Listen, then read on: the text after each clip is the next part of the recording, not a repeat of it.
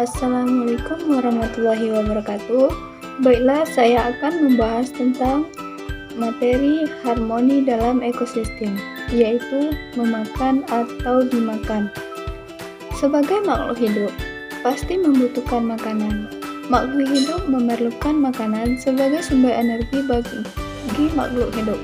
Tanpa makanan, makhluk hidup akan mati. Melalui makanan, makhluk hidup menghasilkan energi panas sehingga tubuhnya menjadi hangat.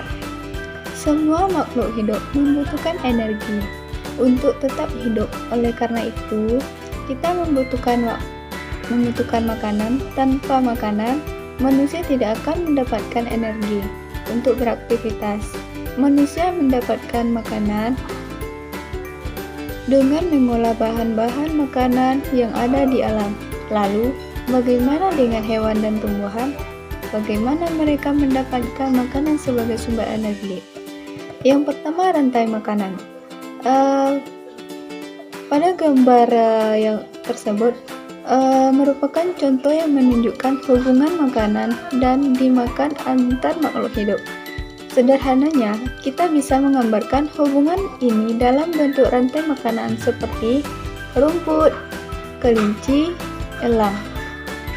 Tumbuhan menggunakan energi cahaya dari matahari untuk berfotosintesis. Proses ini membuat tumbuhan bisa menghasilkan makanannya sendiri. Oleh karena itu, dalam sebuah ekosistem, tumbuhan disebut produsen.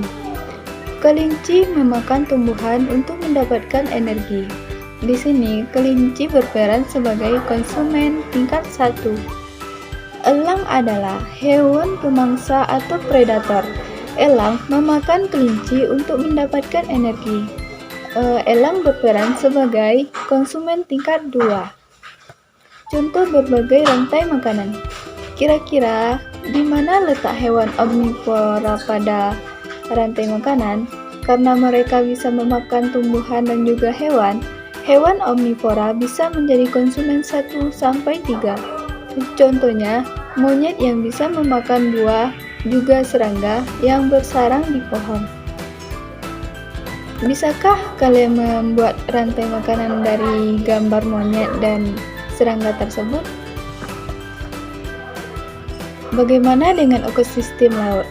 Siapa yang berperan sebagai produsen pada ekosistem laut? Tokoh utamanya ternyata tumbuhan yang tidak terlihat oleh mata kita. Namanya fitoplankton dan jumlahnya sangat banyak di laut. Rumput laut dan lamun juga termasuk produsen di ekosistem pantai. Yang bisa dilihat pada gambar tersebut. Yang pertama, fitoplankton. Yang kedua, zooplankton. Yang ketiga, hewan berukuran kecil yang ada di laut. Yang keempat, burung pelikan.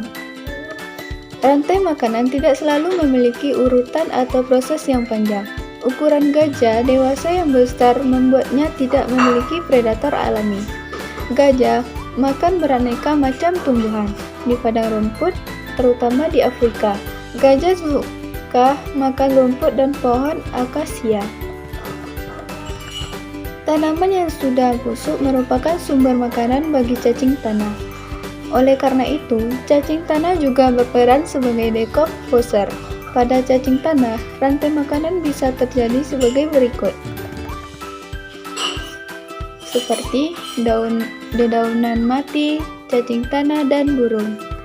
Sekian, terima kasih.